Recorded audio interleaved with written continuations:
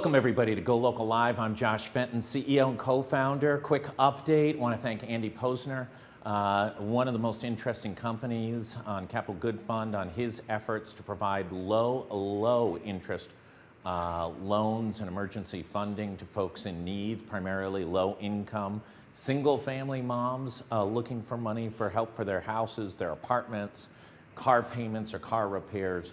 They're now operating a Rhode Island founded company in 2009. They're now operating in 5 states. They are a key solution to helping low-income folks be able to survive this pandemic. So I want to thank him. We'll have more on what they're doing to help folks going forward. Secondly, I want to let folks know at 12:30, Chair of the Political Science Department at the University of Virginia, Jennifer Lawless, will join us, talk about the Republican National Convention and what she expects from President Trump tonight, as well as what is the state of the presidential race between Trump and Biden. So stay tuned for that. She is always that it woman in Politico, in New York Times, you name it, she's getting quoted. Let's now go to Dr. Michael Fine. Dr. Fine, thanks so much for joining us. Nice to be here, Josh. Okay, so there's some significant and somewhat I'm not even sure what the adjective is. Bizarre, strange news, which is Rhode Island yesterday did, quote, 8,500 tests, 106 positive. But when we dug deeper into that number and contacted the Department of Health, a significant amount of that new testing, there's a record number of tests conducted, reported in one day in Rhode Island. Those are actually college students returning to the colleges and being tested over a longer period of time, but all being dumped into the data transom the same day. Does any of this data mean anything anymore? Well, certainly the number of new positives means something. The number of new positives per 100,000 people per day is, I think, becoming the reference standard for how a state is doing and how much disease is present. I think the percent positive has become meaningless because of asymptomatic testing and college testing. I mean, if we had a way to segregate asymptomatic testing from symptomatic testing and college testing from the rest of the denominator, from the rest of the numbers that we count, then those numbers might become meaningful again. But all mashed together, we're really comparing apples to oranges, not apples to apples. Is it more serious than that? The governor's pointing to this 2% number, right? So let's go through that. By adding in tens of thousands of people, especially young people, the healthiest, folks from all over different environments, and adding their test results in to the data set, we're contaminating the data set.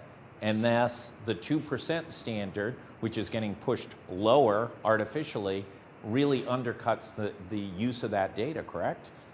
Yeah, I mean, I think that 2% standard has become effectively meaningless. What we want to know from these numbers is how much community transmission there is. And we just need a way to measure that. Like you hear from me, you hear from authorities around the country, you even hear from the director of the CDC over and over and over again. The thing that matters most in terms of our ability to open schools and our ability to have people move around is the level of community transmission. When we get the level of community transmission low, we can move around more.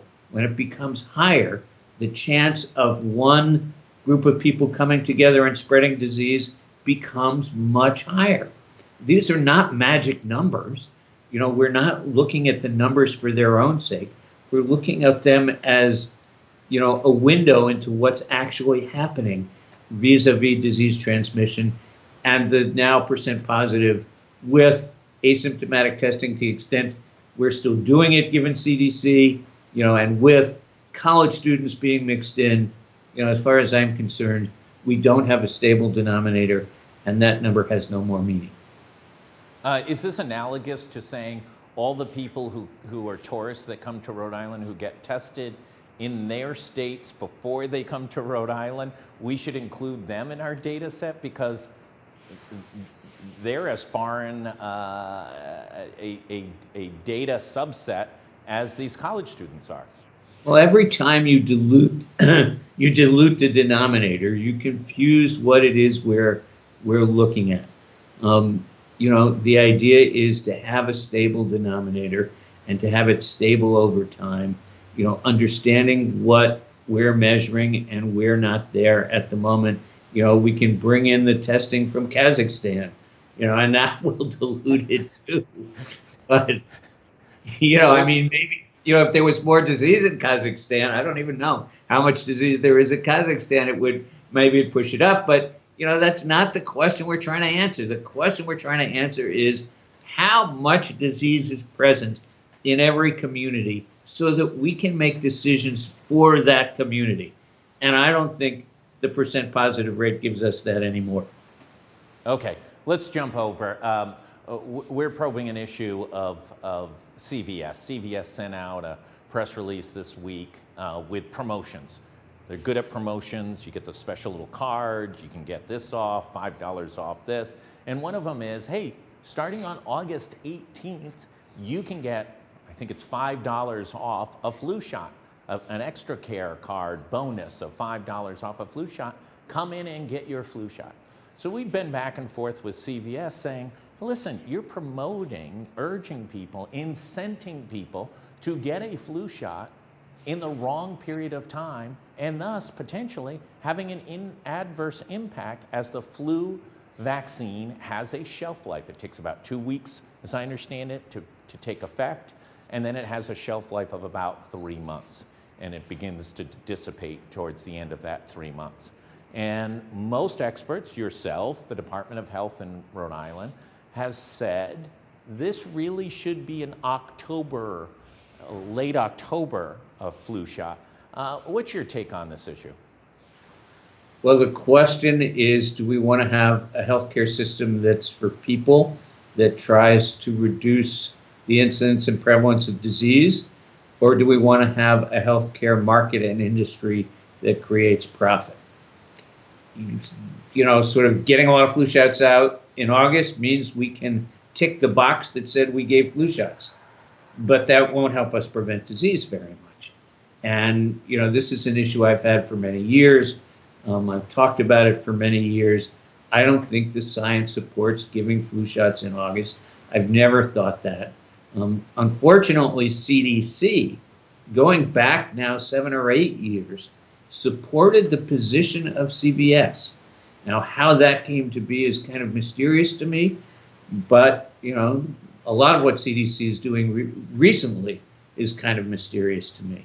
So, to a certain extent, CVS can fall back on that CDC position, but I think it's a mistake.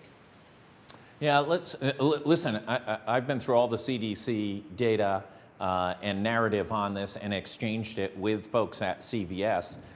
No one says August. No one at CDC is suggesting August. They do mention September in some references and mention October in some references.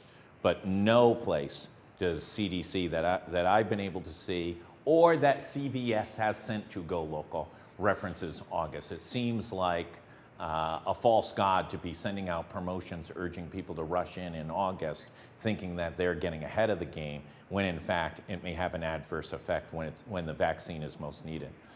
Let's jump over to the numbers. We talked a little bit about the number of tests, a record number of tests. We don't really know when the tests were taken. We know based on follow-up calls to the Department of Health that a lot of these tests took places on college campuses, but we don't know if they were yesterday or a week from yesterday or 2 weeks from yesterday, as the kids are starting to come back to Rhode Island. About 30 to 40,000 out-of-staters go to school in Rhode Island each year, one of the highest percentages in the country. Total number of new cases testing positive was just over 100. What do you make of these numbers? Well, two things. I'm now going to try to say every day the number of new cases reported in the last 24 hours was, I think, 108, but the number of newly reported cases grossing up the total report of Rhode Island cases was 135. So we've actually had a day-over-day increase report of something like 50 to 60 otherwise unreported cases. The hospitalization numbers have stayed relatively stable, up and down around 81 or 82, 82 now, 10 in the ICU, but unfortunately 3 deaths. And the one thing that I'm sort of scratching my head about when I look at these numbers is the increase in the number of deaths day over day. It's not huge, but it's there over the last week from the previous 2 weeks. The previous 2 weeks was 1 or 2 or 0 a day. It's been 2, 3, 4 every single day for the past 5 days. And it just makes me wonder what's up. Yeah, I see it as well. The numbers are disturbing. I think sometimes with all the analysis everyone's doing and all the bouncing balls that everybody's trying to analyze, that sometimes we really do forget the loss of lives and how many people have been affected.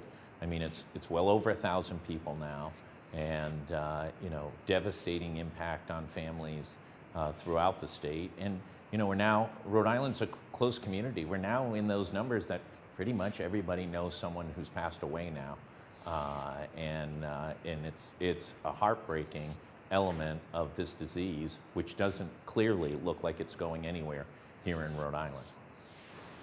Unfortunately, I mean, it seems we seem to be stuck where we are, not reducing community transmission, and our aim needs to be to get that community transmission down to next to nothing.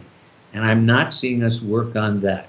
Now, there's a little good news in that I heard on a conference call yesterday that apparently the turnaround time for Rhode Island testing has dropped to 2.5 days, or that's what's reported by the Department of Health. I have no reason to doubt that. That's great news. And apparently the 2 new providers of testing have been helpful. So those are things that make our process more reliable and maybe give us some of the tools we need. Remembering we still do not have a gold standard test that makes it so that we know when someone doesn't have COVID-19. All we have are tests that tell us when people do have COVID-19. And the lack of standard test is really going to be problematic as we go forward. Our star columnist, Bob Whitcomb, took the test last Thursday at the convention center under the new testing protocol with one of the outside vendors that the governor had signed 3 weeks ago or so, and got his results on Saturday.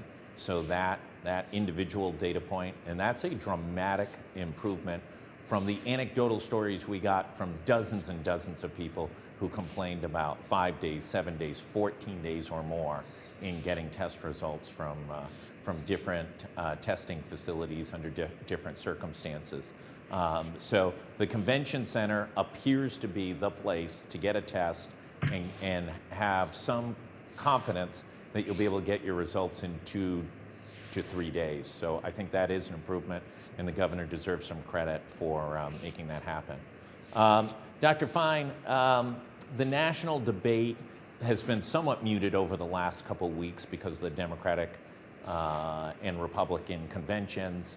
Obviously, the death of another black man in Wisconsin has further pushed the discussion away. But it's still 1,000 deaths pretty much every day in the United States. This disease, the number of new cases on a daily basis has decreased from about 70,000 3 weeks ago on a daily basis. Now it's down to around a little less than 40,000. This disease is not going anywhere. It's not going anywhere, and you fear that it's in one of its troughs from a wave. That just because it's down now doesn't mean it's staying down. I continue to believe there are other factors that influence its spread. I don't know what they are, but it seems to kind of come and go a little bit. And just because it's down now doesn't mean it's not coming back, particularly 3 or 4 weeks from now. after people have been back in schools and colleges, and then, probably 6 weeks from then, when people really go back inside. I think those are when we're going to see our challenges going forward. We had an early dinner last night outdoors at a prominent downtown Providence restaurant. In previous weeks, it had been pretty busy last night on a Wednesday, a nice night, a little cooler than the norm, but maybe that's even more comfortable. It was a very, very quiet night.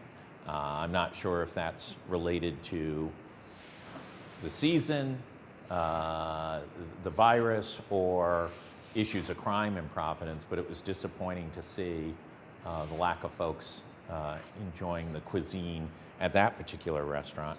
I'm not sure if the restaurant industry is able to survive what's going to take place as the weather begins to change, and how we can continue to support them at a level that will keep them in business. Yeah, I think we are in another pattern that's very disturbing, and that's fear itself. I think people are just afraid without having a clear idea of how significant the risks are. And I think that probably reflects our relative failure to drive community transmission to next to nothing. That's where I've been disappointed, and that's where I think we've got to do a better job so that our civic life can return, so that people feel confident and comfortable. And I don't think we are there by any means. Yeah. I mean, listen, if President Roosevelt said there's nothing to fear but fear itself today, another political party would attack that and say, no, you should fear itself, and we'd be off to the races on CNN, Fox, and MSNBC with 2 days of debate about whether or not fear should be feared.